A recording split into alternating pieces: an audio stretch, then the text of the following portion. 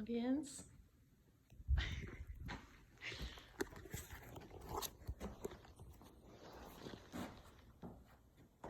Okay, good. Okay, so imagine waking up tomorrow and being completely incapable of communicating with anyone around you, which I know would be especially difficult for some people in this room. Not so much for others. You might enjoy the quiet.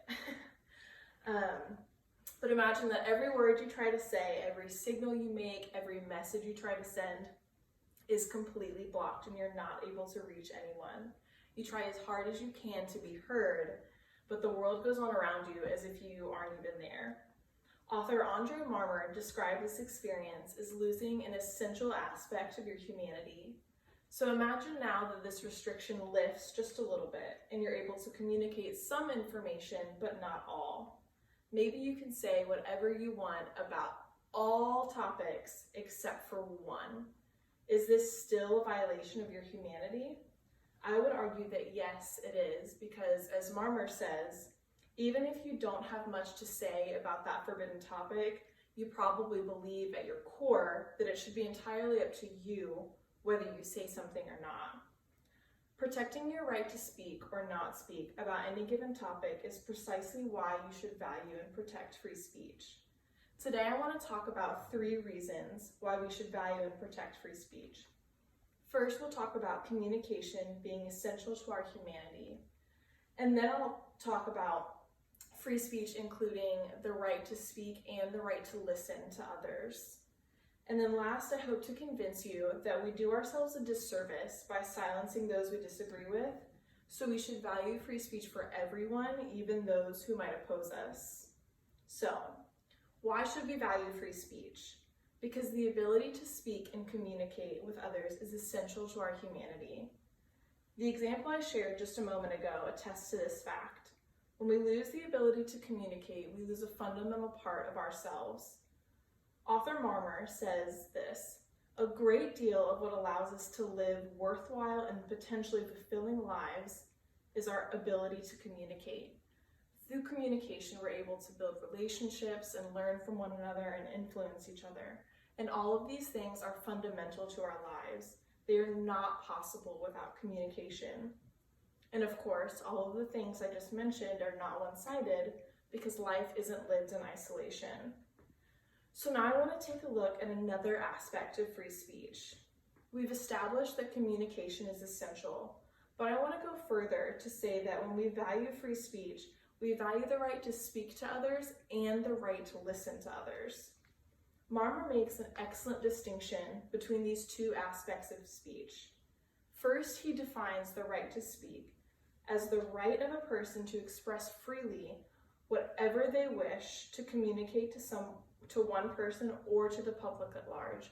This is what we just talked about waking up and being able to choose what to say and what not to say, about whatever topic we choose at any given time.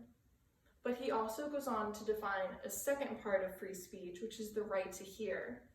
He says that the right to hear stands for the right to have free and unfettered access to any kind of content that has been communicated by others to us. This free and unfettered access to content is something that I think we may be losing, and most of us probably haven't noticed too much.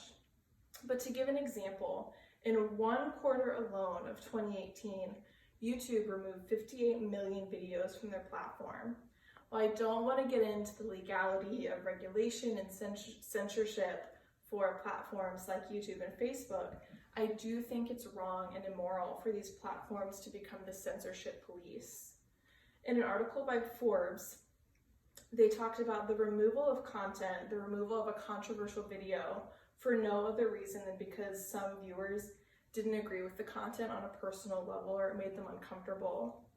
The Vice President of Communications and Executive Director of the Daily Signal said, as one of the largest content platforms in the world, YouTube should welcome discussion rather than eliminating speech at the mob's command.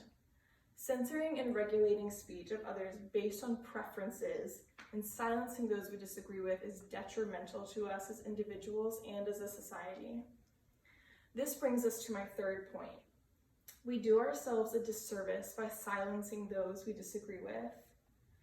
British philosopher John Stuart Mill argued that society should allow for speech that most of us don't like because the speaker does the rest of us a service.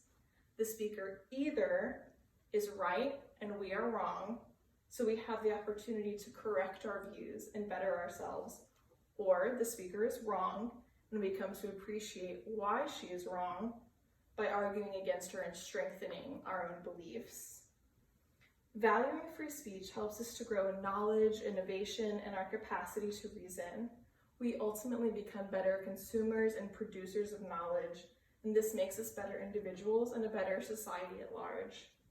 It's my hope that you leave today with a greater zeal for protecting free speech. Whether we're doing the speaking or the hearing, freedom of speech is a foundation